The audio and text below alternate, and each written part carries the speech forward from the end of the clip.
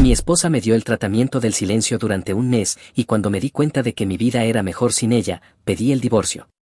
Ahora está rogando que arreglemos las cosas. Bien, Reddit, así fue como mi esposa intentó darme una lección pero terminó haciéndome un favor, cuando comprendí que su silencio me daba paz. Prepárense unas palomitas y disfruten de este desastre. Soy Mason, un hombre de 36 años, y déjenme decirles que mi matrimonio no se destruyó de la noche a la mañana. Los primeros años fueron realmente buenos. Conocí a Susie cuando tenía 31 años, ella tenía 28, tenía un sentido del humor seco y podía recitar la película Duro de Matar palabra por palabra. Tuvimos una boda pequeña con unas 20 personas, su hermana mayor Callie apareció con una cara como si alguien hubiera matado a su perro, pero no nos importó, éramos felices. Trabajo en logística, gano un salario decente y Susie es higienista dental. Entre los dos teníamos una casa cómoda de 3 habitaciones en Scottsdale, sin hijos, 2 autos pagados y una sala extra con mi equipo de videojuegos que solía ser nuestro lugar de reunión. Solía serlo, porque todo cambió hace unos 6 meses, cuando el matrimonio de Callie se vino abajo.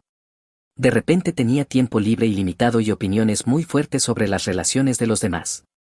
Empezó a aparecer sin avisar, y cada visita se convertía en una conferencia sobre cómo los hombres no entienden el trabajo emocional o no valoran lo que las mujeres sacrifican.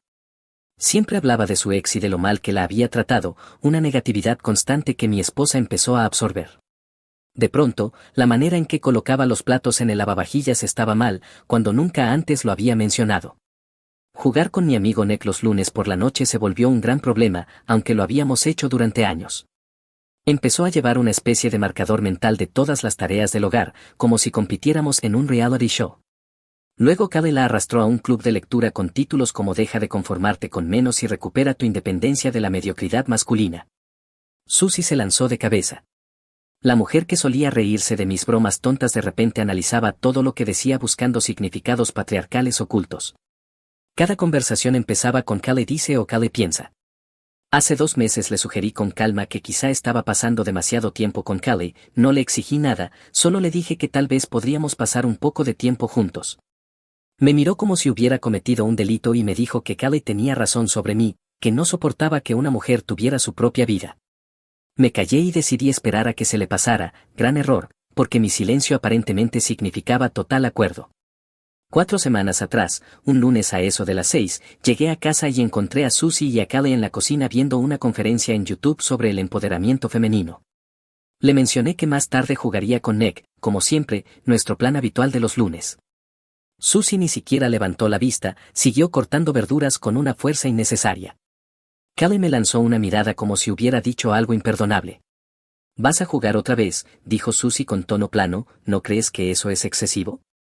Jugamos juntos el sábado por la mañana y estabas bien entonces. Eso fue diferente, respondió, era el fin de semana. Kelly intervino, porque por supuesto lo hizo, y dijo, ¿ves, Susie? Esto es exactamente de lo que hablamos, los hombres priorizan sus pasatiempos sobre la relación y luego se sorprenden cuando hay resentimiento. Le dije que no estaba hablando con ella, y contestó, ese es el problema con hombres como tú, no quieren escuchar verdades incómodas. ¿Qué verdad? Juego 2 horas los lunes por la noche, una sola noche a la semana, Susie siempre lo ha sabido, al menos hasta que tú empezaste a quedarte aquí. El rostro de Susie se enrojeció. Callie no vive aquí, me está apoyando en un momento difícil. Sí, convenciéndote de que nuestro matrimonio es terrible. Callie se levantó como si fuera a dar una charla a Tad y dijo, estoy ayudando a Susie a darse cuenta de que merece una pareja que contribuya por igual, no alguien que la trate como sirvienta mientras juega videojuegos todo el tiempo.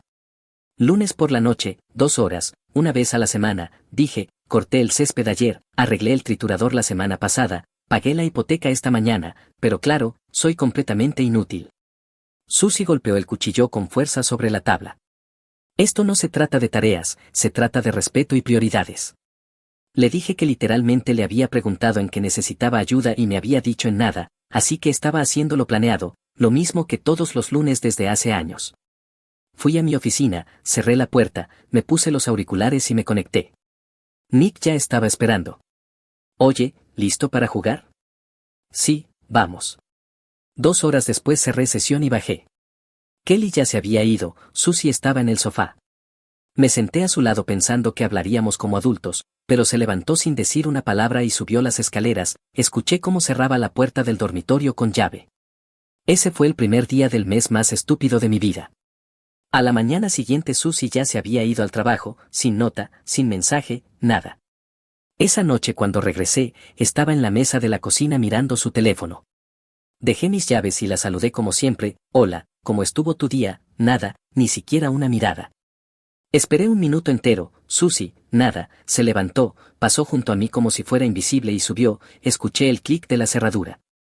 Tratamiento del silencio, la influencia de Callie dando sus frutos. El jueves la misma rutina, el viernes igual, y para el sábado me di cuenta de que esto no era simplemente estar molesta unos días. Era un plan para castigarme por jugar con mi amigo y no adorar el altar de la insuficiencia masculina que Callie predicaba. El domingo le envié un mensaje a Nick: amigo, Susie no me ha hablado en 5 días. ¿Qué hiciste? Literalmente nada, discutimos por el juego el lunes y ahora aparentemente no existo. Eso es una locura. ¿Cuánto tiempo vas a dejar que continúe? Honestamente quiero ver cuánto puede aguantar. Famosas últimas palabras. La primera semana fue fascinante en el peor sentido. Ella se comprometió por completo con su actuación. Ella preparaba el desayuno solo para sí misma, dejaba mis platos amontonados en el fregadero, lavaba su ropa pero dejaba la mía en el cesto, pedía comida a domicilio solo para una persona y comía delante de mí sin decir una palabra, pero en cuanto sonaba su teléfono cambiaba completamente. De repente se mostraba alegre, reía, hablaba con tono normal, y en cuanto colgaba volvía a ignorarme por completo. Kelly la llamaba todos los días y Susie nunca bajaba la voz durante esas conversaciones. Decía que yo estaba siendo imposible como siempre, que no había pedido perdón, que Callie tenía razón y que debía haberla escuchado años atrás. Para el 6.º día entendí lo que pasaba. Era un juego de poder. Quería que me quebrara y le rogara disculpas. Ya había visto a Callie hacer exactamente eso en Navidad hace 2 años. Una prima dijo algo que no le gustó y Callie la ignoró toda la noche hasta hacerla llorar en el baño. La diferencia era que yo no era un pariente desesperado buscando su aprobación. Soy un hombre adulto en mi propia casa pagando mis propias cuentas, así que sabía exactamente qué hacer. El 7.º día estaba viendo baloncesto. Susie bajó las escaleras y se quedó ahí, esperando que pausara el juego, que le preguntara qué pasaba y empezara a suplicarle, pero yo seguí mirando el partido. Carraspeó de forma exagerada y evidente. No reaccioné. Subió las escaleras con pasos duros y 30 segundos después la escuché decirle a Callie que yo era terco, que ni siquiera intentaba arreglar las cosas. No estaba herida, estaba tratando de entrenarme como a un perro, dando silencio al marido hasta que aprendiera a someterse, pero el problema para ella fue que sin su crítica constante la casa se sentía en paz, sin quejas por donde dejaba la taza de café, sin sermones sobre mis programas de televisión, sin consejos disfrazados de reproches, podía respirar de nuevo. Esa noche tomé una decisión: si ella quería jugar, yo también jugaría pero con mis propias reglas. Entré en la habitación libre que se había convertido en su trastero. Mi equipo de videojuegos llevaba meses enterrado bajo montones de sus cosas, ropa que nunca usaba, adornos que jamás colocaba, compras aleatorias aún en sus cajas. Pasé 2 horas limpiando todo, moví todo al garaje, coloqué mi silla de juegos donde debía estar, organicé los monitores correctamente, conecté todo bien, teclado mecánico, buen ratón, auriculares decentes. La habitación volvió a parecer mía. A la mañana siguiente me levanté temprano, preparé café, encendí el ordenador y le escribí a Nick: ¿estás por ahí hoy? Siempre. ¿Qué pasa? Susie sigue con su silencio. Ya va una semana. Estoy montando bien la sala de juegos. ¿Quieres jugar unas partidas? Claro, dame 20 minutos. Susie bajó sobre las 9, la escuché detenerse frente a mi puerta. El sonido del juego era claramente audible, el teclado sonaba sin parar. Se quedó ahí un minuto entero escuchando. Yo seguí jugando, y luego se fue. Cerró la puerta del dormitorio de un golpe tan fuerte que hizo vibrar el marco. Nick dijo: ese fue un portazo. Sí, así expresa Susie sus sentimientos, pero ni siquiera te habla. ¿Qué va a hacer? No hablarme más fuerte. Me reí. Bueno, punto. Jugamos 3 horas y había olvidado lo bien que se sentía, no solo el juego en sí, sino la libertad real, sin preocuparme porque Susie se molestara, sin Callie explicándome cómo mis pasatiempos representaban la masculinidad tóxica, solo yo haciendo lo que quería. Cuando terminamos, Susie estaba preparando el almuerzo en la cocina. Pasé a buscar agua de la nevera, me miró con una expresión de expectativa, tal vez culpa o espera de disculpa. Sonreí, tomé mi agua y regresé a mi habitación. Su cara se puso roja y cerró la puerta del refrigerador tan fuerte que todo tembló. Al 8.º día añadí más sesiones de juego, por la mañana con Nick, Por la tarde solo y por la noche con nuestro antiguo grupo con el que no jugaba desde hacía meses porque Susie siempre se quejaba. Se sorprendieron de verme en línea, amigo, ¿dónde has estado? Larga historia, pero ya estoy de vuelta, y así sin más. El castigo de Susie se convirtió accidentalmente en darme permiso para hacer todo lo que había estado eliminando poco a poco de mi vida, y yo lo estaba aprovechando al máximo. Al noveno día Nick vino a casa, trajo su portátil y montamos todo en mi habitación como en los viejos tiempos, buena configuración, pizza, bebidas energéticas, torneos en marcha. Susie pasó por la puerta y nos vio riendo, me miró como si hubiera arruinado su desayuno, pero no podía decir nada sin romper su precioso tratamiento de silencio.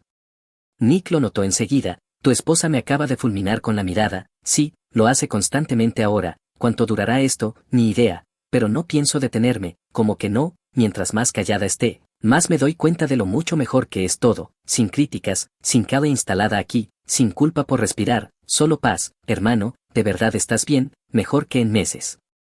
Cuando Nick se fue me quedé en la silla mirando el techo con una claridad real, había pasado 6 meses tratando de ser el marido que Susie y Callie querían que fuera, olvidando por completo quién era antes de eso. El silencio ya no era un castigo, era libertad. En la segunda semana dejé de solo jugar y empecé a recuperar sistemáticamente cada parte de mi vida que Susie había ido erosionando durante meses. Ella observaba en silencio, atrapada por su propia estrategia. La sala fue lo primero, Susie había reorganizado todo para optimizar su vista de los programas de televisión, el sofá en ángulos extraños, la mesa de centro demasiado lejos, ver deportes era incómodo. El sábado por la mañana moví todo a mi gusto, el sofá frente al televisor, la mesa a la altura perfecta, mi silla de juegos en la esquina. Susie bajó y se quedó paralizada, abrió y cerró la boca intentando quejarse, queriendo hacerlo, pero no podía sin admitir su fracaso. Agarró su bolso y se fue, no volvió por 4 horas, cuando regresó yo estaba cómodo, con los pies en alto, el juego en la pantalla grande. Se quedó en la puerta esperando que me sintiera culpable, ni la miré. La cocina fue lo siguiente, Susie se había vuelto obsesiva con el espacio del mostrador, escondía todo excepto sus frascos decorativos inútiles, mi proteína desterrada a la despensa, las vitaminas guardadas en cajones, el horno tostador en el garaje porque arruinaba su estética.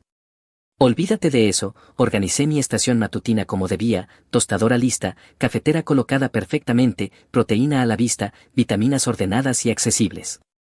Cada mañana preparaba mi café en mi estación y Susie tenía que maniobrar alrededor con la frustración escrita en la cara, ¿pero qué podía decir? Luego empecé a cocinar lo que realmente quería, durante meses Susie había planeado comida siguiendo las recomendaciones de Callie. Pollo a la plancha insípido, ensaladas de quinoa, comida sana que sabía a cartón, sugerir hamburguesas o tacos me ganaba sermones sobre nutrición y colesterol, así que empecé a cocinar comida de verdad, alitas picantes, nachos cargados, filetes gruesos con mantequilla de ajo, comidas que realmente sabían bien. Susie olía la comida y se quedaba cerca, obviamente con ganas de probar, pero no podía pedir sin hablar primero, así que se preparaba sus tristes batidos de proteínas mientras mi cena llenaba la casa entera con su aroma. Al día 14 Nick vino de nuevo, pedimos cantidades absurdas de comida china y pasamos todo el día en un maratón de videojuegos, las 2 computadoras una al lado de la otra. Estás aprovechando bastante esto del silencio, dijo, ¿por qué no? Ella quería que sufriera aparentemente, pero estoy pasándola mejor que en meses, respondí. ¿Y cuál es tu plan real con esto? Vivir mi vida, si quiere dejar de ignorarme puede hacerlo, y si no, tampoco me afecta, le dije. Nick se fue alrededor de las 10 y antes de irse me apartó un momento, pareces más ligero, como si el verdadero tú hubiera vuelto, eso se llama estar soltero mientras estás casado, amigo, y tenía toda la razón, estaba viviendo como un soltero en mi propia casa y jamás había sido tan feliz. El garaje se convirtió en mi siguiente proyecto, Susie lo había llenado de trastos, decoraciones de temporada, ropa vieja de 3 tallas anteriores, compras aleatorias que había olvidado, mi banco de trabajo completamente enterrado e inútil. El domingo limpié todo, moví sus cosas a una esquina, organicé el banco como quería, coloqué cada herramienta en su lugar y empecé un proyecto que había estado planeando durante más de un año. Una computadora personalizada de alto rendimiento con piezas que había ido reuniendo lentamente pero nunca había armado porque Susie siempre se quejaba del dinero, del tiempo o del ruido. Herramientas eléctricas y pasta térmica llenaban el garaje, Susie apareció en la puerta y me observó varios minutos, podía sentir físicamente sus ganas de preguntar qué estaba construyendo, de comentar, de criticar algo, pero simplemente se dio la vuelta y se fue en silencio. Esa noche le envié a Nick una foto del montaje, 3 monitores, luces RGB, todo completamente exagerado y perfecto. Hermano, eso es hermoso, tu esposa debe estar perdiendo la cabeza, bastante seguro de que sí, todavía no ha dicho ni una palabra, hasta cuando vas a dejar que esto siga, el tiempo que sea necesario, ¿para qué exactamente? Para averiguar si siquiera quiero que vuelva a hablarme. Ahí estaba, el pensamiento que había evitado durante 2 semanas completas, el tratamiento del silencio debía hacerme desesperar por su atención, pero en cambio me hizo cuestionar por qué alguna vez había querido esa atención. En la tercera semana Susie empezó a perder la calma, el silencio la estaba destruyendo a ella, no a mí, lo veía en cómo se movía por la casa, en cómo se quedaba fuera de mi puerta escuchando, en cómo cerraba los armarios con furia. Kelly venía constantemente, susurros que se volvían conversaciones cada vez más altas y llenas de rabia, lo está haciendo solo para provocarte, quiere demostrar que no te necesita, eso es manipulación de manual. Y la ironía era tan grande que me hacía reír, yo solo jugaba, cocinaba lo que me gustaba y vivía mi vida normal, y eso al parecer era manipulación. El día 19 Nick y yo estábamos en plena partida cuando escuché a Susie hablando por teléfono, su voz resonaba por toda la casa, ya ni siquiera intentaba ser discreta. Han pasado casi 3 semanas, Kelly, no le importa, de verdad no le importa, ahora está más feliz, juega todos los días como si yo no existiera, como si nuestro matrimonio no significara nada. La voz de Kelly sonó igual de fuerte a través del altavoz, le estás mostrando que puede pisarte, tienes que escalar esto de alguna forma, hacerle entender lo que realmente está perdiendo, como, ya ni me mira, no lo sé, Susie, pero no puede ceder primero, eso significaría que él gana. La voz de Nick llegó por mis auriculares, amigo, ¿estás escuchando esta conversación? Sí, alto y claro, tu esposa está recibiendo consejos matrimoniales de su hermana divorciada, ¿ves el problema? Lo veo perfectamente, ¿qué vas a hacer? Honestamente estoy empezando a pensar en hacer esto permanente. Nick se quedó en silencio unos segundos, ¿te refieres a divorcio? Sí, cada día está más claro, estoy mucho mejor sin ella. Al día 21 los padres de Susie aparecieron sin avisar, era la primera vez que los veía en un mes, llegaron con fuentes de comida, luciendo genuinamente confundidos por todo. Susie los recibió, los abrazó y empezó a charlar como si todo fuera completamente normal. Su padre me vio y me saludó con la mano, hola campeón, ¿cómo va el trabajo? Bien, respondí, me levanté y le estreché la mano, la sonrisa de Susie se tambaleó. Probablemente esperaba que los ignorara o que causara alguna escena, pero me comporté con total normalidad. Cenamos juntos, su madre había preparado estofado, la felicité, pregunté por su semana, hablé sobre mis proyectos laborales, una conversación de domingo completamente normal. Mientras tanto, Susie se sentaba allí cada vez más agitada porque yo no seguía la historia que se había inventado en su cabeza. Su padre preguntó por los planes para las próximas vacaciones y Susie intervino rápidamente diciendo que aún no los habíamos discutido, fueron las primeras palabras que pronunció en mi presencia en 3 semanas completas. Sus padres no notaron lo importante que era ese detalle. Cuando se fueron, ella se giró hacia mí de inmediato y dijo que lo había hecho a propósito, yo empecé a lavar los platos con calma, los puse en el lavavajillas, limpié la mesa y no respondí ni una sola palabra.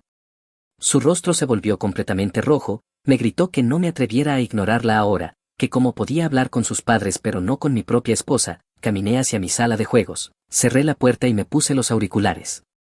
Ella me siguió y se quedó en el umbral mirándome fijamente, dijo que no podía simplemente encerrarla fuera así, encendí el juego, Nick ya estaba conectado esperándome, y respondí, en realidad, Susie, sí puedo, pasaste 3 semanas mostrándome exactamente cómo hacerlo.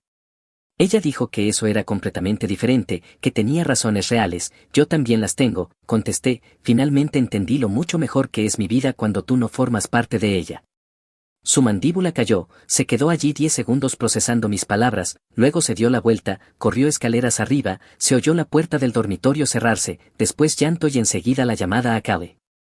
Nick, en mis auriculares, preguntó si acababa de decirle a mi esposa que estaba mejor sin ella. Sí, hermano, respondí, entonces creo que acabas de ganar, dijo él. No se sentía como una victoria, se sentía como claridad. En la 4ª semana Susie intentó cambiar de táctica, preparó el desayuno para los dos el lunes por la mañana, lo dejó en la mesa con una nota que decía espero que tengas un buen día. Le tomé una foto y se la envié a Nick, día 23 y está quebrándose fuerte, él respondió enseguida, mantente firme, soldado. Me comí el desayuno sin agradecerle, sin mencionar la nota, fui a trabajar como de costumbre, esa noche preparó mi cena favorita, pastel de carne, la sirvió sin hablar y se sentó frente a mí en la mesa. Comimos en silencio, al terminar puse mi plato en el lavavajillas y me fui a mi habitación, ella me siguió de cerca, su voz ahora más baja, casi suplicante, ¿de verdad no vas a decir nada? ¿qué exactamente quieres que diga? Que me perdonas, que podemos superar esto, que nuestro matrimonio realmente te importa. La miré por primera vez en semanas y vi a alguien que había permitido que su hermana amargada y divorciada envenenara completamente su forma de pensar, que me castigó por tener un pasatiempo básico, que me hizo sentir culpable por simplemente existir en mi propia casa. Vi a alguien con quien ya no quería estar casado. Nuestro matrimonio importaría si no hubieras pasado 6 meses convirtiéndolo en una prisión, si no hubieras dejado que Kale te convenciera de que todo lo que hago está mal, si no me hubieras dado el trato del silencio durante 3 semanas porque quería jugar con mi amigo una noche a la semana. Empezó a llorar con fuerza, no quise que llegara tan lejos, no pensé, pero sí llegó tan lejos, y me mostró exactamente lo que piensas de mí. Querías enseñarme una lección. Felicidades, Susie. La lección que aprendí es que me respeto más a mí mismo que a lo que sea que nos hayamos convertido. Lo siento, mejoraré, podemos arreglarlo juntos, dijo, pero yo volví la mirada a la pantalla del ordenador. No, Susie, realmente no podemos. Se quedó allí un minuto completo y luego se fue en silencio. La escuché al teléfono con Kale inmediatamente. Dice que ha terminado por completo. ¿Qué hago ahora? La respuesta de Kale fue tan fuerte que pude oírla claramente. Está mintiendo, los hombres siempre vuelven al final. Dale espacio y se dará cuenta de que no puede hacerlo mejor que contigo. En ese momento lo supe con absoluta certeza, no porque estuviera enojado, no por venganza, sino porque seguir casado significaba seguir conectado para siempre con la visión tóxica de Kale, y sinceramente prefería estar solo. Abrí el navegador y busqué abogados de divorcio en Phoenix. En el día 29 tomé un día personal en el trabajo, y después de que Susie se fue a su turno, conduje al centro hasta la oficina legal de Mónica. Cuéntame qué está pasando en tu situación. Pasamos 2 horas repasando todo metódicamente, la casa, los coches, las cuentas bancarias, casi todo separado, sin hijos involucrados, sin deudas grandes compartidas excepto la hipoteca. Esto debería ser relativamente sencillo. Cuando quieres que se entreguen los documentos, mañana por la mañana, día 30 exactamente, respondí. Suena bien. De camino a casa me detuve en una floristería y compré lirios blancos. Esa noche jugué hasta las 3 de la madrugada. No le conté todavía a Nick sobre los papeles, solo disfruté de una última noche de paz antes de que todo cambiara al día siguiente. Susie dormía arriba, probablemente soñando con que yo finalmente me quebrara y le rogara perdón. No tenía ni idea de lo que se avecinaba. Me levanté a las 6, preparé café, coloqué los lirios blancos en la mesa de la cocina en un jarrón sencillo y junto a ellos una nota doblada que decía: gracias por el mes más revelador de todo nuestro matrimonio. Debajo de la nota coloqué el sobre manila boca arriba, los papeles de divorcio claramente visibles a través de la ventana. Fui a mi sala de juegos, encendí el ordenador y le escribí a Nick de forma casual: puede que necesite quedarme en tu casa esta noche. Respondió enseguida: ¿qué está pasando, amigo? Ya lo verás pronto, contesté. Susie bajó a las 7:45 como un reloj. Escuché sus pasos hacia la cocina, luego un silencio total que duró un minuto completo. El sonido del papel al moverse. Estaba leyendo todo. Manteniendo la vista en la pantalla escuché pasos rápidos acercarse. Apareció en mi puerta sosteniendo los papeles, su rostro completamente pálido. ¿Qué se supone que es esto? Creo que sabes leer perfectamente, respondí. Te estás divorciando de mí porque no hablé durante un mes. Giré mi silla para mirarla directamente. No, Susie, porque este mes me mostró exactamente en qué te has convertido y ya no quiero estar casado con esa persona.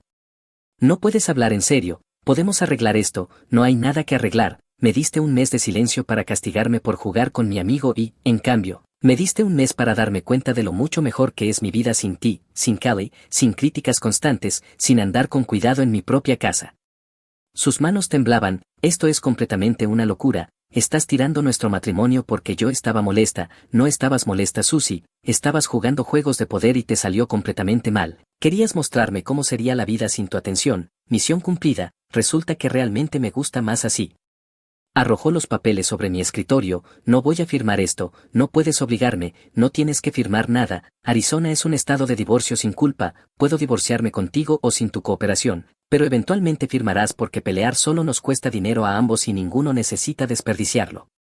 Su rostro pasó por unas 5 emociones distintas hasta que la realización la golpeó. Kale tenía razón sobre ti desde el principio. No puedes soportar a una mujer fuerte e independiente. Me reí de verdad, Kale.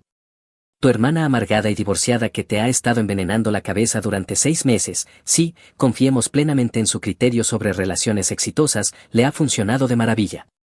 No te atrevas a culpar a Kale por esto. Te culpo a ti por escucharla, por permitir que te convirtiera en alguien que ya no reconozco. Me levanté, Ella retrocedió un poco. ¿Sabes qué aprendí? Paz, existir sin pedir permiso, darme cuenta de que prefiero estar solo y en paz que juntos y miserables. Empezó a llorar de verdad, no lágrimas manipuladoras, lágrimas genuinas. Cambiaré todo, le diré a Callie que se mantenga alejada para siempre, podemos hacer terapia, lo que necesites, no quiero terapia, no quiero arreglar esto, quiero salir completamente. Por favor, dijo mientras me agarraba el brazo desesperada, te amo, todavía te amo, amabas controlarme, es una gran diferencia, respondí alejándome con suavidad, los papeles son reales, mi abogada es Mónica, consigue la tuya, podemos hacerlo fácil o difícil, tú eliges. ¿A dónde vas ahora? A casa de Nick, volveré mañana por mis cosas, usa el tiempo para procesarlo todo y tal vez llama a un abogado, pero a uno de verdad, no a Callie. Se quedó allí llorando mientras pasaba junto a ella, tomé mis llaves, la cartera y el portátil, salí por la puerta principal y conduje directo a casa de Nick. Abrió la puerta en pijama con cara de confusión, amigo, son las 8:30, acabo de entregarle a Susie los papeles del divorcio, sus ojos se agrandaron, ¿en serio lo hiciste? Sí, ¿puedo quedarme aquí un tiempo? Por supuesto, el sofá es tuyo, pero estás bien, de verdad, me senté en su sofá por primera vez en 6 meses, me siento yo otra vez, así que sí, mejor que bien en realidad. Acabas de arrasar con todo, no Nick, terminé mi matrimonio porque mi esposa me mostró muy claramente que no la necesito en mi vida, gran diferencia. Mi teléfono empezó a vibrar de inmediato, Susie llamando, rechacé, volvió a llamar, rechacé otra vez, empezaron a llegar mensajes sin parar, por favor vuelve a casa, tenemos que hablar, estás cometiendo un gran error. Callie dice que tienes miedo al compromiso real, no dejaré que hagas esto. Le mostré la pantalla a Nick, él silbó, está cayendo en picado, déjala caer, mi abogada se encarga de todo ahora, yo solo voy a jugar y disfrutar de mi libertad. Jugamos 6 horas seguidas, el teléfono no dejó de sonar, al anochecer tenía 63 llamadas perdidas y más de 100 mensajes, Susie y Callie llamándome de todas las formas posibles, los padres de Susie preguntando qué había pasado. Respondí a un solo mensaje, el de la madre de Susie que decía, Susie puede explicarlo todo, contesté, seguro que pueden arreglarlo de alguna manera, no quiero arreglarlo. No hubo respuesta después de eso. La semana siguiente fue realmente educativa, Susie no solo se hundió, explotó, y Callie estuvo allí a su lado echando gasolina a todo. El segundo día volví a casa para recoger ropa y mi equipo de juegos, Susie estaba esperando justo dentro, Callie allí obviamente para darle apoyo moral o lo que fuera. No puedes irte así, me debes al menos una conversación real, tuve un mes entero para conversaciones, tú elegiste el silencio, respondí mientras tomaba una bolsa y empezaba a empacar mi ropa. Esto es completamente diferente, me tomaste por sorpresa con los papeles, te tomé por sorpresa, tú pasaste un mes entero fingiendo que yo no existía, que esperabas que pasara, Callie intervino de inmediato. Típico comportamiento masculino, huir en lugar de enfrentar los problemas reales, no estoy huyendo, le dije, me estoy yendo para siempre, gran diferencia. Y ni siquiera estoy mínimamente interesado en tu opinión. Su rostro se puso completamente rojo.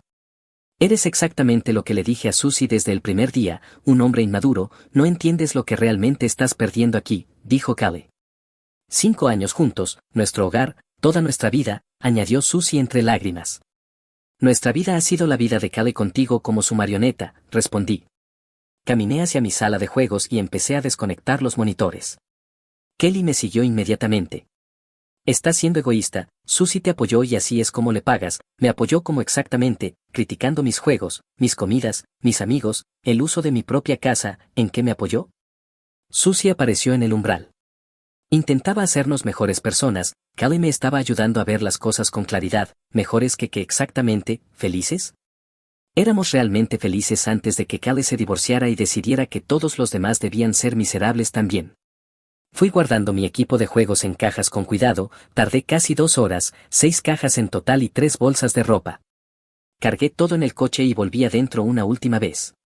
Mi abogada se pondrá en contacto contigo sobre la casa, podemos venderla y dividir las ganancias o uno puede comprar la parte del otro, no voy a vender nuestra casa, entonces compra mi mitad, sinceramente me da igual. Kelly dio un paso adelante con agresividad, te arrepentirás de esta decisión, cuando estés solo y miserable volverás arrastrándote y Susie no estará esperándote. Miré directamente a Susie, no a Callie. Eso es lo que realmente piensas, ella no respondió, solo lloraba mientras su hermana hablaba por ella, como siempre. Eso pensé, dije. Salí y conduje hasta casa de Nick sin mirar atrás ni una vez.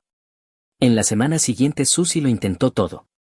Callie creó grupos familiares explicando que yo había abandonado a Susie, me añadía una y otra vez, bloqueé a todos. Lanzaron una campaña en redes sociales, Callie publicaba largos discursos sobre los hombres que no soportan a las mujeres fuertes, y Susie lo compartía todo con frases como cuando pasas años apoyando a alguien y te desecha como basura. El padre de Susie me llamó 3 días después, hola campeón, queremos entender qué pasó realmente, esto no suena como el hombre que conozco, ¿cuál es la verdadera historia? Le expliqué todo con calma, 6 meses de influencia de Callie, las críticas constantes, el tratamiento del silencio, y como me di cuenta de que era más feliz sin todo eso.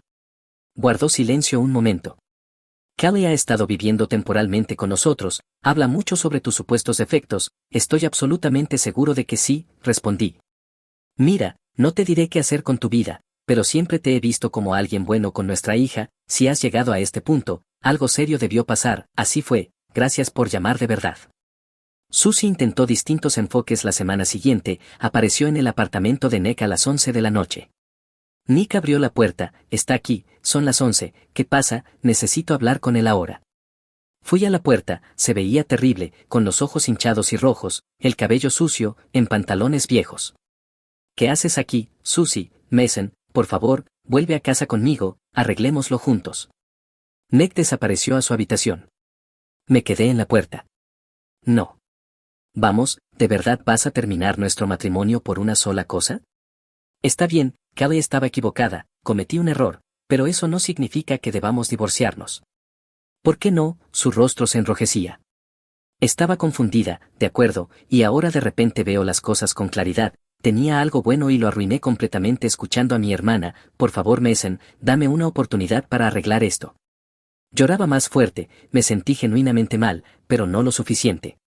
Susie, en realidad he terminado contigo, pasaste 6 meses convirtiéndote en alguien que no reconozco, dejaste que tu hermana dictara cada aspecto de tu vida, no puedo seguir así, no, podemos resolverlo juntos. Callie se mantendrá alejada completamente, lo prometo, no quiero arreglarlo, ¿cómo puedes hacer esto? Estás tirando todo por la borda por esto, sí, aparentemente. Se quedó allí un minuto más, luego se marchó lentamente y se fue en el coche. En los días siguientes Callie intensificó todo, incluso llamó a mi trabajo y le dijo a mi jefe que estaba teniendo una crisis mental y necesitaba intervención.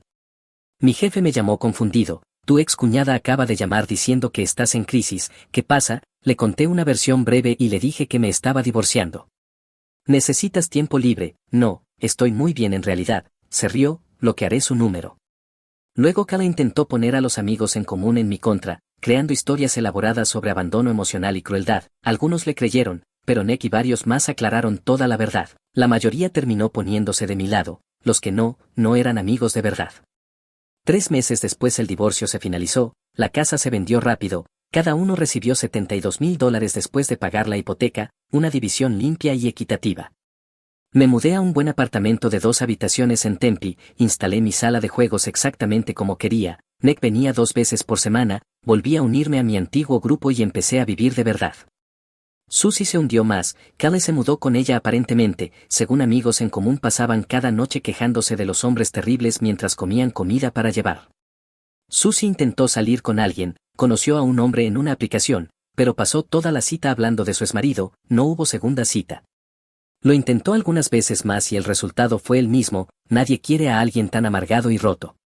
Kelly seguía animándola, insistiendo en que merecía algo mejor, la ironía era maravillosa, Callie destruyó el matrimonio de Susie convenciéndola de que merecía más, y ahora destruía su vida amorosa con el mismo consejo.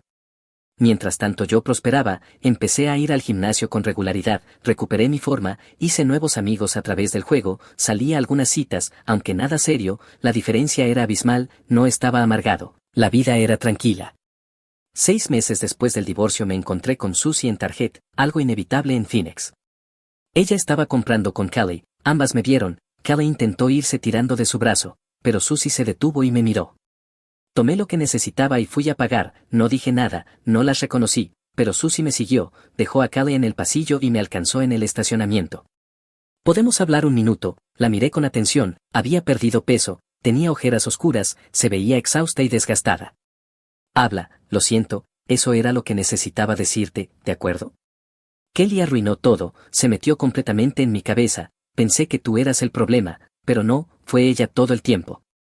Tú tomaste tus propias decisiones, ella sintió despacio, estás saliendo con alguien ahora, no es asunto tuyo. Su rostro cayó. Claro, por lo que vale, espero que al final logres arreglar tu vida, pero deja de escuchar a tu hermana. Me subí al coche y me fui, ella se quedó allí mirando hasta que giré la esquina. Unos meses después supe que se había mudado a Denver para empezar de nuevo, lejos de Cali, finalmente empezando a trabajar en sí misma, sinceramente esperaba que le saliera bien. Mi vida siguió mejorando, compré mi equipo de juego soñado, empecé a correr maratones, hice las paces por completo con estar soltero y realmente lo disfruté. Hoy en día, cuando la gente me pregunta si me arrepiento del divorcio, me río. ¿Arrepentirme de qué exactamente? ¿De descubrir que soy más feliz solo que en un matrimonio miserable? El tratamiento del silencio se suponía que debía enseñarme una lección, y lo hizo, solo que no la que Susie pretendía. Me enseñó que el amor sin respeto genuino no vale absolutamente nada y que, a veces, la basura realmente se saca sola. Durante la cena familiar mi padre me preguntó si mi mesada era suficiente, y cuando le respondí que mesada, su rostro se puso blanco. Resulta que mi madre biológica había estado enviándome $200 al mes durante 6 años, y mi madre adoptiva robó cada centavo para financiar su estilo de vida. Ahora enfrenta cargos por fraude y la he cortado por completo.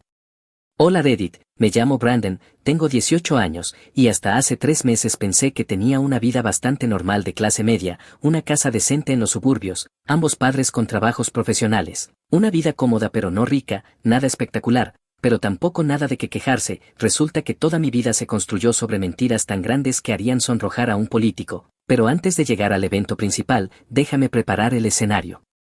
Mi padre adoptivo Frank, de 52 años, es contador en una empresa mediana en el centro, del tipo que plancha sus pantalones los domingos por la noche y guarda los registros de mantenimiento del coche en una carpeta etiquetada, meticuloso hasta la exageración, nunca se retrasa en una factura, nunca pierde un plazo de impuestos, probablemente tenga planeado su propio funeral hasta en la selección de los himnos. Su idea de vivir peligrosamente es comprar el cereal de marca en lugar del genérico.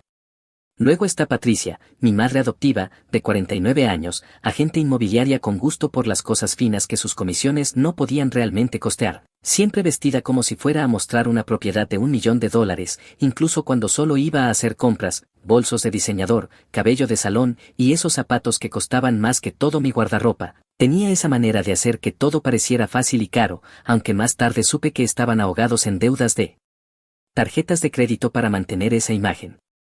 Al crecer, el dinero siempre fue un punto de tensión extraño en nuestra casa. No es que fuéramos pobres, pero siempre existía esa corriente subterránea de estrés. Patricia llegaba a casa con bolsas de compras y Frank ponía esa expresión tensa en la boca. Discutían en voz baja en la cocina por las noches, pero mantenían muy bien la fachada de éxito de clase media alta ante el mundo exterior. Lo que no supe hasta hace poco es que habían intentado tener hijos durante 8 años antes de adoptarme, tratamientos de fertilidad, especialistas, todo el recorrido completo. Gastaron más de $60,000 persiguiendo ese sueño antes de rendirse y optar por la adopción. Ese agujero financiero que cavaron tratando de concebir nunca lograron salir de él. Mi infancia fue normal, no increíble pero tampoco terrible. Patricia era participativa pero siempre un poco distante, como si interpretara el papel de la madre perfecta sin comprometerse del todo con el personaje. Frank era más cálido y presente, fue él quien me enseñó a andar en bicicleta, me ayudó con las tareas y me llevaba a la escuela cuando perdía el autobús. Pero aquí es donde las cosas se ponen interesantes. He estado trabajando desde los 14 años, empecé embolsando compras en el supermercado local, ascendí a cajero a los 15, y finalmente me convertí en supervisor de turno a los 17, actualmente trabajo unas 25 horas semanales mientras termino mi último año de secundaria. Cada centavo que ganaba iba a mi propia cuenta corriente que abrí en cuanto cumplí 16 años y pude hacerlo sin un cofirmante. ¿Por qué? Porque Patricia y Frank dejaron muy claro que más allá de lo básico como comida y techo, estaba solo. Si quería ropa nueva debía conseguir trabajo, si necesitaba dinero para gasolina debía conseguir trabajo, si quería ir al cine con amigos debía conseguir trabajo. Lo presentaban como una forma de enseñarme responsabilidad y prepararme para el mundo real. Bien, podía respetarlo, así que trabajé. A los 18 había ahorrado unos $11,000, no una fortuna, pero decente para un chico de secundaria con trabajo a tiempo parcial. Estaba orgulloso de ese dinero. Cada dólar representaba horas lidiando con clientes difíciles, turnos de cierre que terminaban pasada la medianoche, fines de semana escaneando compras en lugar de salir con amigos.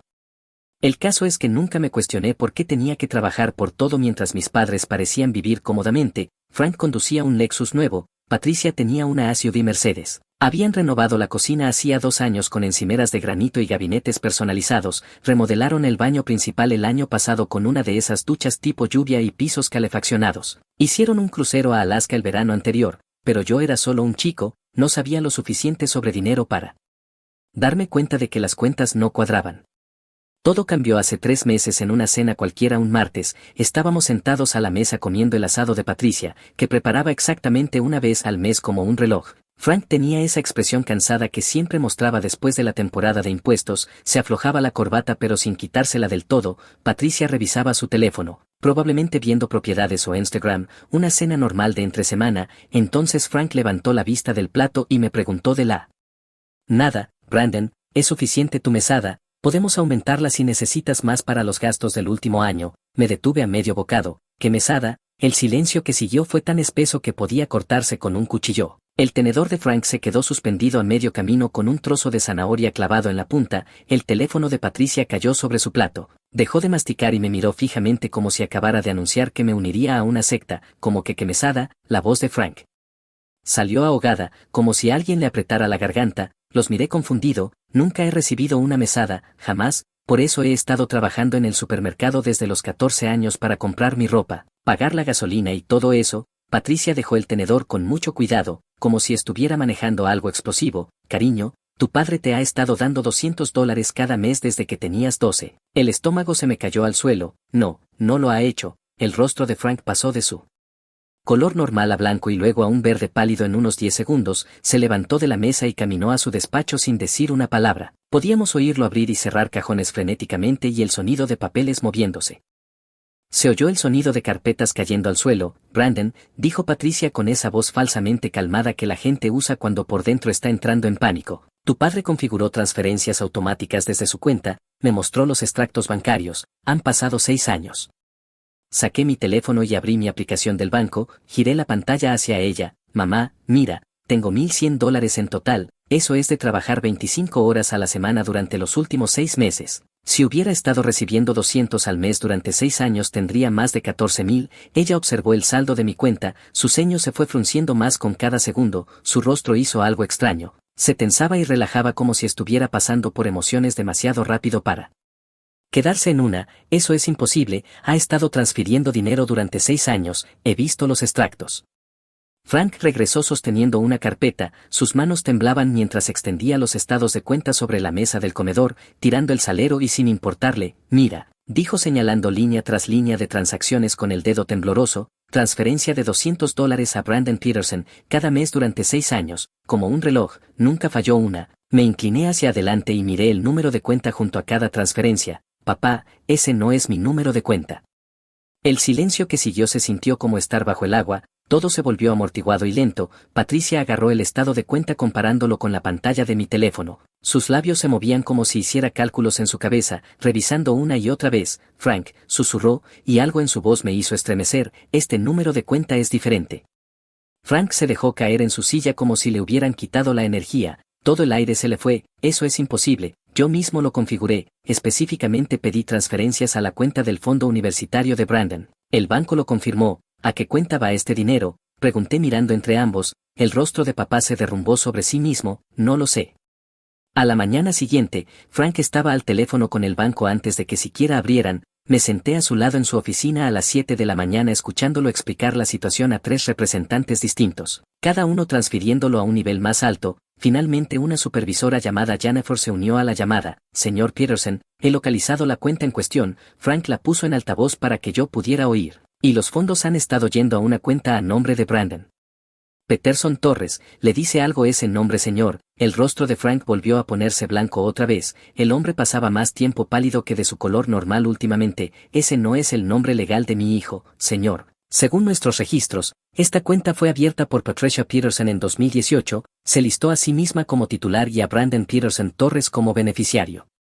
Vi cómo el mundo de mi padre se derrumbaba en tiempo real, era como ver un edificio implosionar. Patricia estaba sentada en la encimera de la cocina fingiendo leer el periódico, pero se quedó completamente inmóvil, no congelada, solo antinaturalmente quieta, como un ciervo que sabe que el lobo lo está observando. Eso es imposible, dijo Frank con la voz apenas funcionando. Mi esposa está sentada justo aquí, señor. Estoy viendo a Patricia Peterson como titular y a Brandon Peterson Torres como beneficiario. La cuenta fue abierta con la firma e identificación de su esposa. Frank giró para mirar a Patricia. La expresión en su rostro era algo que nunca le había visto antes. No era ira ni confusión, era traición, pura y sin filtro. Patricia se levantó lentamente, su taza de café temblando en sus manos. «Puedo explicarlo», susurró. «Explicar qué». La voz de Frank apenas era audible. Patricia dejó su taza y empezó a caminar hacia la puerta principal. Simplemente caminó, sin prisa ni pánico.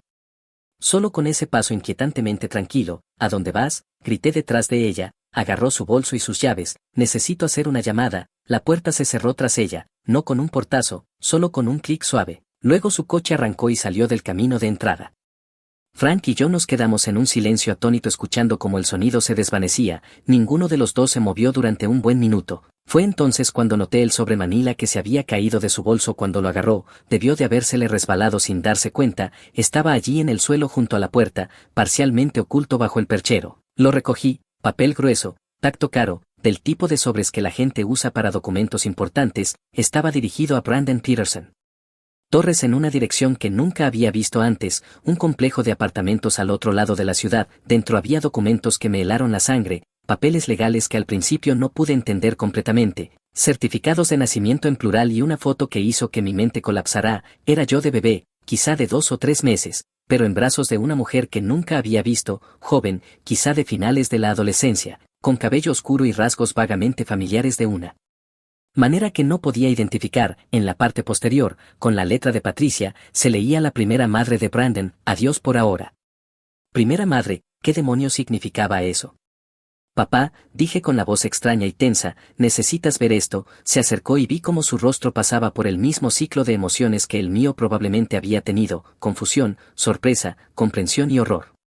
Pasé más hojas, registros hospitalarios de mi nacimiento, pero en ellos figuraba mi madre como Jessica Torres en lugar de Patricia Peterson. Mi padre figuraba como desconocido. Había registros médicos, calendarios de vacunación, todos fechados en mis primeros meses de vida, todos con el nombre de una madre diferente. «Papá», susurré mostrando un documento, «esto dice que fui adoptado». Él tomó el papel y lo leyó frenéticamente.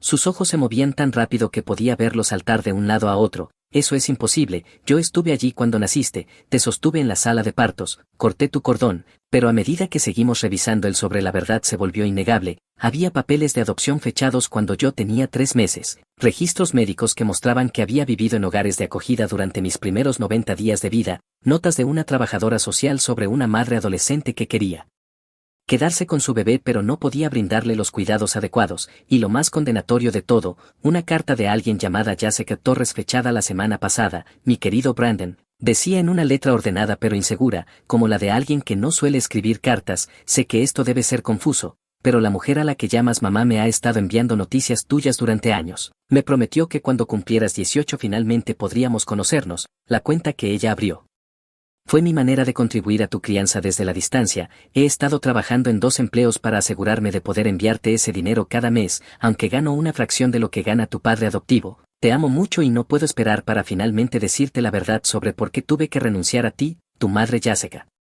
Mis manos temblaban tanto que apenas podía sostener la carta. 2 empleos. Esa mujer a la que nunca había conocido había estado trabajando en 2 empleos para enviarme $200 al mes durante 6 años. Eso eran $14,400, $14,400 que nunca vi porque Patricia los había estado interceptando. «Papá», dije con la voz quebrada de una manera que no había sentido desde los 13, «¿sabías que fui adoptado?». Él miró los papeles durante mucho tiempo, tanto que pensé que quizás no me había oído. Luego finalmente susurró «sí». Esa palabra me golpeó más fuerte que todo lo demás ese día. «¿Y estabas bien mintiéndome toda mi vida?». «Pensamos que te estábamos protegiendo», dijo, pero su voz no tenía convicción, como si recitara algo que se había repetido a sí mismo durante años sin creerlo realmente. «Tu madre biológica tenía 17 años. No estaba casada y no tenía forma de cuidar a un bebé. Pensamos que te dábamos una vida mejor, robándole dinero a ella». Las palabras me salieron afiladas. «Papá, esta carta dice que ella ha estado trabajando en 2 empleos, para enviarme dinero que probablemente necesitaba para sí misma, y Patricia simplemente lo tomó». «¿Para qué?». El rostro de Frank se derrumbó. «No tenía idea. Pensé que el dinero iba a tu cuenta universitaria». Patricia manejaba toda la documentación de las transferencias. Fue entonces cuando comprendí la magnitud completa de lo que había pasado. Patricia había creado una cuenta a mi nombre combinando mi apellido de nacimiento, había estado interceptando el dinero que Jessica Torres, una mujer que me había dado en adopción porque no podía permitirse criarme, había estado reuniendo con esfuerzo para enviarme, dinero que probablemente necesitaba desesperadamente. Cuando Patricia regresó 3 horas más tarde, Frank y yo estábamos sentados en la mesa de la cocina con todos los documentos extendidos entre nosotros, los habíamos organizado, hecho una línea temporal, calculado la cantidad total que debía haber en esa cuenta, ella echó un vistazo a los papeles y se dejó caer en la silla, ni siquiera intentó huir o inventar excusas, simplemente se sentó como alguien que sabía que todo había terminado. ¿Cuánto tiempo llevas robándole?, pregunté con la voz calmada, demasiado calmada. El tipo de calma que llega cuando estás tan enojado que te vuelves hielo. Eso no es robar, dijo Patricia a la defensiva, pero su voz tembló. Ese dinero era para ti. Lo estuve guardando en una cuenta de ahorros. Entonces, ¿dónde está?, exigió Frank. Muéstrame la cuenta ahora. El silencio de Patricia se alargó incómodamente, se podía oír el reloj de la cocina marcando los segundos, cada uno pareciendo una hora. Patricia, ¿dónde está el dinero? Lo necesitábamos, admitió. Finalmente, las palabras saliéndole atropelladas, las renovaciones de la casa, tu coche nuevo, la matrícula de la escuela privada de Brandon antes de cambiarlo a la pública, el crucero a Alaska, todo salió de esa cuenta. La miré incrédulo. ¿Gastaste el dinero de mi madre biológica en tus renovaciones, en tu crucero? Ella no es tu madre, replicó Patricia, y ahí fue cuando se cayó la máscara. Yo te crié, fui yo quien se quedaba despierta cuando estabas enfermo, quien te llevaba al entrenamiento, quien te ayudaba con las tareas. Porque alejaste a la persona que quería hacer esas cosas por sí misma, respondí. Ella era una niña. La voz de Patricia se volvió aguda. 17 años, sin trabajo, sin apoyo familiar, te salvamos de una vida de pobreza. ¿Le preguntaste si quería que la salvaran de mí? El rostro de Patricia se puso rojo y manchado. No entiendes, eras un bebé hermoso y habíamos estado intentando tener hijos durante años. Cuando te vimos en el hogar de acogida nos enamoramos al instante. Ella no podía mantenerte, nosotros sí, así que decidiste que ella no merecía intentarlo, dije con frialdad. Firmó los papeles, dijo Patricia, pero su voz se hacía más pequeña con cada palabra. ¿Tuvo elección?, pregunté. ¿De verdad? Una chica de 17 años sin dinero, sin apoyo. Probablemente aterrada, con gente como tú diciéndole que no era lo bastante buena para ser madre. Frank intervino entonces, con la voz más dura que le había oído. Patricia, ¿dónde fue exactamente todo ese dinero? Dame las cifras. Ella las enumeró con la voz muerta de alguien que confiesa un asesinato. 8,000 para la renovación de la cocina, 4,000 para el pago inicial del coche nuevo de Frank, 3,000 para mi matrícula en la escuela privada antes de que me sacaran, 2,000 para el crucero a Alaska, varios otros gastos, ropa, cenas fuera, su nuevo portátil, regalos de Navidad. Cuando terminó habíamos contabilizado unos 13,000 de los 14,400 y el resto. Pregunté. Se ha ido, susurró. Pagos de tarjetas de crédito, facturas, gastos del día a día. Frank se levantó, fue a su despacho, volvió con su portátil y empezó a abrir extractos bancarios, estados de tarjetas de crédito, todo. Pasamos la siguiente hora reconstruyendo exactamente cómo Patricia había robado sistemáticamente a una madre adolescente que intentaba contribuir a la vida de su hijo desde la distancia. Lo que me destrozó fue que Jessica Torres trabajaba en 2 empleos, según su carta era camarera y limpiadora de hotel. La carta mencionaba que ganaba una fracción de lo que ganaba Frank, pero había enviado $200 cada mes durante 6 años sin fallar ni una vez, nunca tarde, nunca incompleta. Ese dinero probablemente significaba la diferencia entre poder pagar el alquiler o no en algunos meses, y Patricia lo había gastado en encimeras de granito. Miré a Patricia, esa mujer que me había criado, a la que había llamado mamá durante 18 años, y no sentí nada, ni ira ni traición, solo un reconocimiento frío y vacío de quién era realmente. Voy a contactar con Jessica, dije. No pregunté, lo afirmé. No puedes, dijo Patricia de inmediato. La adopción fue cerrada. Hay leyes. Tengo 18, interrumpí. Puedo contactar con quien quiera, y claramente ella quiere conocerme. Brandon, por favor, suplicó Patricia, y ahora sí había lágrimas reales. Hablemos de esto, podemos resolverlo, somos tu familia. No, dije poniéndome de pie. Ustedes son las personas que me criaron, eso es diferente. Fui a mi habitación, cerré la puerta e hice algo que había tenido demasiado miedo de hacer durante las últimas 3 horas. Busqué a Jessica Torres en nuestra ciudad, la encontré en redes sociales en 5 minutos, perfiles privados, pero las fotos de vista previa bastaban, el mismo cabello oscuro que en la foto, más mayor obviamente, pero el parecido entre nosotros era innegable, la misma nariz, la misma barbilla, la misma manera de sonreír con una comisura de labio más alta que la otra. Le envié un mensaje. Hola. Creo que eres mi madre biológica, Tenemos que hablar, respondió en 10 minutos. Brandon, ¿eres realmente tú? Pasamos a una llamada telefónica y en los primeros 30 segundos de escuchar su voz algo dentro de mí encajó, como una pieza de rompecabezas que no sabía que faltaba, de repente encajando perfectamente en la imagen. Jessica tenía ahora 35 años, me tuvo a los 17, me entregó en adopción a los 3 meses porque sus padres la echaron de casa y vivía en su coche. La agencia de adopción le dijo que iría a una buena familia que me daría las oportunidades que ella no podía ofrecer, le prometieron que era lo mejor para mí. Firmó los papeles porque creía que estaba haciendo lo correcto aunque le rompiera el corazón, pero siempre quiso formar parte de mi vida. Cuando yo tenía 3 años se puso en contacto con la agencia preguntando si había alguna forma de establecer comunicación. La conectaron con Patricia, quien prometió enviarle actualizaciones y fotos a cambio. Jessica preguntó si había alguna manera en la que pudiera contribuir económicamente. No tenía mucho, pero quería ayudar. Fue entonces cuando Patricia creó la cuenta. Le dijo a Jessica que guardaba el dinero para mi fondo universitario, le enviaba fotos y actualizaciones cada pocos meses. Jessica pensó que estaba ayudando, que seguía conectada con su hijo desde la distancia, que el dinero iba destinado a mi futuro. Solo quería que supieras que nunca dejé de amarte, dijo Jessica con la voz quebrada. Pienso en ti todos los días, tengo una caja con tarjetas de cumpleaños que te escribí cada año, regalos de Navidad que nunca pude darte. Siempre pensé que cuando cumplieras 18 tal vez por fin podríamos conocernos. Hablamos durante 2 horas esa primera noche, me contó sobre mis abuelos biológicos que murieron antes de que yo naciera, sobre mi tío que vive en Colorado, sobre mi historial médico que Patricia siempre afirmó no tener. Resulta que siempre tuvo acceso, Patricia simplemente nunca se molestó en preguntar. Al día siguiente le dije a Frank que quería conocer a Jessica, me miró durante un largo momento y luego asintió, tienes todo el derecho de saber de dónde vienes. Patricia perdió el control, un colapso total, lágrimas, gritos, amenazas, dijo que si me reunía con Jessica estaría traicionando a la familia, que Jessica intentaría ponerme en su contra, que estaba cometiendo un gran error. El error ya se cometió, le dije fríamente, hace 18 años, solo lo estoy corrigiendo ahora. Nos reunimos en una cafetería el fin de semana siguiente. Jessica llevó a su novio Ryan, que había estado en su vida durante los últimos 8 años. En el segundo en que la vi en persona, cualquier duda que tenía se evaporó. Teníamos la misma manera de caminar, los mismos gestos con las manos, la misma forma de inclinar la cabeza cuando pensábamos. Ella se levantó al verme y por un momento solo nos miramos, luego preguntó muy bajito, ¿puedo abrazarte? Asentí y lo extraño fue que no se sintió incómodo ni forzado, se sintió como volver a casa, a un lugar en el que nunca había estado pero que de alguna manera siempre supe que existía. Pasamos 4 horas en esa cafetería. Jessica me contó todo, sobre su vida actual, sobre lo que pasó cuando tenía 17 años, sobre todos los años intermedios. Me mostró la caja de tarjetas de cumpleaños de la que había hablado, 18 tarjetas, una por cada año, cada una contándome sobre su vida y cuánto me amaba y me extrañaba. Las escribí aunque no sabía si algún día podría dártelas, explicó, me hacía sentir más cerca de ti de alguna manera. Ryan estuvo callado la mayor parte del encuentro, solo ofreciendo apoyo cuando Jessica se emocionaba, pero hacia el final habló. Quiero que sepas, dijo, que Jessica me habló de ti desde nuestra primera cita. Siempre has sido parte de su vida, incluso cuando no estabas físicamente aquí. Si quieres ser parte de nuestra familia ahora nos encantaría, sin presión, sin expectativas, solo una puerta abierta.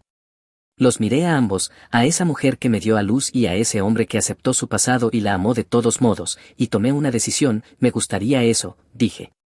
La reacción en casa fue nuclear. Patricia se vino completamente abajo, empezó a llamarme a todas horas, aparecía en mi trabajo, enviaba correos larguísimos sobre cómo estaba destruyendo a la familia. Frank intentó mediar al principio, pero finalmente incluso él se cansó.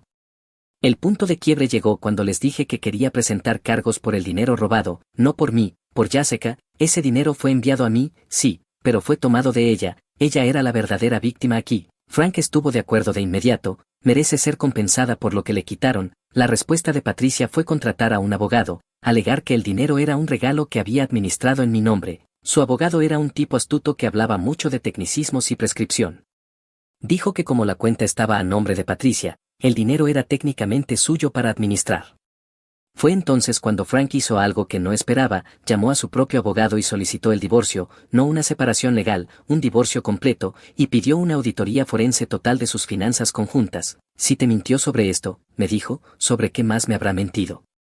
La auditoría reveló lo que sospechábamos. Patricia había estado ocultando dinero durante años, tenía tarjetas de crédito que Frank no conocía, había sacado una segunda hipoteca sobre la casa sin decírselo, Tenía préstamos a nombre de ambos que él nunca había firmado, el dinero de la adopción era solo la punta del iceberg.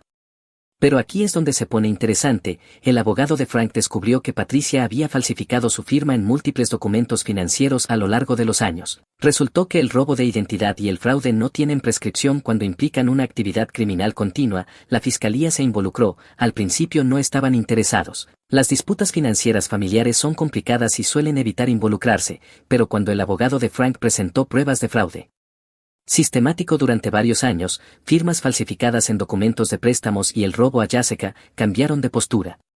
Patricia fue acusada de múltiples cargos de fraude, robo de identidad y explotación financiera. El hecho de que hubiera robado a una madre adolescente que intentaba mantener a su hijo no cayó nada bien en el tribunal. El juicio duró 8 meses, estuve allí la mayor parte del tiempo, sentado junto a Jessica y Ryan, viendo a Patricia intentar hacerse la víctima, alegando que solo quería darme una vida mejor, observando los rostros del jurado mientras escuchaban cómo Jessica trabajaba en 2 empleos para enviar dinero que apenas podía permitirse, dinero que se había gastado en renovaciones de cocina y cruceros de lujo. Patricia fue declarada culpable de 6 cargos de fraude y 2 de robo de identidad. La jueza, una mujer de 60 años que no se andaba con rodeos, la condenó a 18 meses de prisión y ordenó una restitución completa a Jessica, no solo los $14,000, sino también daños adicionales por angustia emocional y oportunidades de inversión perdidas. El total ascendía a $32,000. Te aprovechaste del amor de una joven madre por su hijo, dijo la jueza durante la sentencia, explotaste su deseo de mantenerse conectada con él y lo hiciste por motivos puramente egoístas. El tribunal considera tus acciones particularmente graves dada la vulnerabilidad de tu víctima.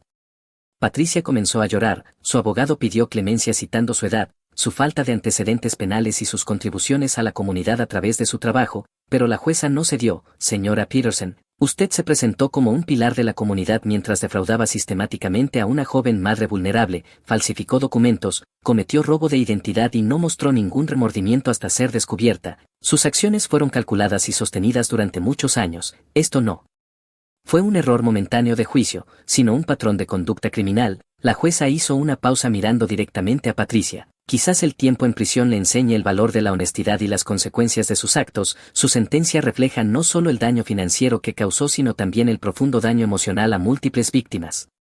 18 meses, Patricia cumplió 14 por buena conducta, salió el mes pasado. En realidad, no ha intentado ponerse en contacto conmigo ni una sola vez, lo cual probablemente sea lo más inteligente que ha hecho en años. Pero la cuestión con las consecuencias es que no terminan cuando acaba la sentencia de prisión. La licencia inmobiliaria de Patricia fue revocada permanentemente. Ninguna agencia la contrataría ni a 10 pies de distancia después de la publicidad del juicio. El periódico local publicó la historia. El chismorreo de un pueblo pequeño hizo el resto y su reputación quedó completamente destruida. Intentó conseguir trabajo en varias tiendas minoristas, pero las verificaciones de antecedentes siempre regresaban con las condenas por fraude. Finalmente consiguió empleo en una tienda de descuento reponiendo estanterías por la noche, gana unos $11 por hora, vive en un estudio en la peor zona de la ciudad, conduce un sedán de 15 años que se avería constantemente, sus amigos desaparecieron, el grupo del club de campo con el que solía codearse se esfumó, los otros agentes inmobiliarios con los que había trabajado durante años no querían tener nada que ver con ella, incluso su propia hermana dejó de responderle las llamadas después de la condena. Frank me contó que ella apareció en su oficina una vez, unos 6 meses después de salir de prisión, intentó hablar con él, dijo que quería disculparse, quizá arreglar las cosas. Él hizo que seguridad la escoltara fuera sin dejarla terminar la frase. Hay puentes, me dijo después, que no solo se queman, se bombardean y se sala la tierra para que nada vuelva a crecer allí. Frank y yo mantuvimos nuestra relación durante todo el proceso, se mudó a un apartamento después del divorcio y cenamos juntos una vez por semana, ha estado en casa de Jessica algunas veces, al principio fue incómodo, pero encontraron la manera de ser cordiales entre ellos, nunca serán amigos, pero pueden existir en la misma habitación por mi bien. Le debo una disculpa que nunca podré darle por completo, me dijo Frank una vez, creí en Patricia cuando me dijo que Jessica no quería contacto, debí haberlo cuestionado, debí haberlo comprobado. Pero confié en mi esposa, no podías haberlo sabido, respondí, ese es el problema, dijo él, debí saberlo, hubo señales que ignoré porque era más fácil que enfrentar la verdad. Me mudé con Jessica y Ryan el verano después de graduarme, vivir con ellos fue como descubrir una parte perdida de mí mismo que no sabía que faltaba, teníamos el mismo horario de sueño, el mismo gusto musical, La misma forma de organizar los pensamientos, Jessica me enseñó a cocinar las recetas de su abuela, mis recetas de bisabuela, me mostró álbumes de fotos llenos de familiares que compartían mis rasgos y gestos. Por primera vez en mi vida entendí de dónde venía.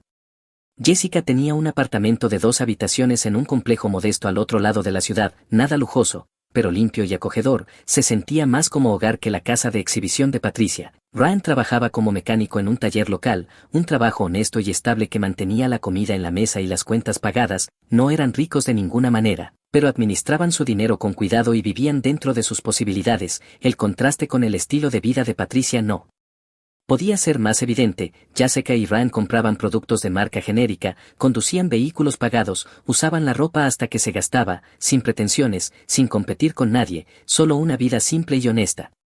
Mi tío Tyler, el hermano menor de Jessica, vivía en Colorado con su esposa y 3 hijos. Condujeron hasta visitarme ese primer verano y fue surrealista ver a mis primos con mis mismos ojos, mis mismas manos, mi misma risa. Tyler me apartó el segundo día de su visita. Tu madre nunca dejó de hablar de ti, dijo. Cada cumpleaños, cada Navidad, cada fiesta, se quedaba callada y sabíamos que pensaba en ti, preguntándose cómo te veías, qué hacías, si eras feliz. Casi la destruyó cuando tuvo que entregarte. Me mostró fotos de cuando Jessica estaba embarazada de mí, 17 años, aún en la secundaria, tratando de ocultar su vientre bajo sudaderas grandes, fotos de ella en el hospital después de que nací, sosteniéndome durante esos primeros 3 meses antes de que la adopción se finalizara. La expresión en su rostro en esas fotos era puro amor mezclado con una tristeza absoluta. Tuvo que trabajar en 2 empleos de medio tiempo para poder pagar el estudio donde le permitieron tenerme esos 90 días, explicó Tyler. Iba a dejar la escuela para trabajar a tiempo completo, pero los servicios sociales le dijeron que debía terminar la secundaria si quería conservar la custodia, así que combinaba la escuela, 2 trabajos y un bebé recién nacido, todo a los 17 años. ¿Qué pasó?, pregunté. Agotamiento. Colapsó en el trabajo un día y enviaron a servicios sociales para revisarte. La encontraron durmiendo mientras tú llorabas porque literalmente se había llevado a sí misma más allá del punto de conciencia. Dijeron que era una madre no apta y que merecías algo mejor. Le dieron la opción de entregarte voluntariamente o de que te quitaran por la fuerza.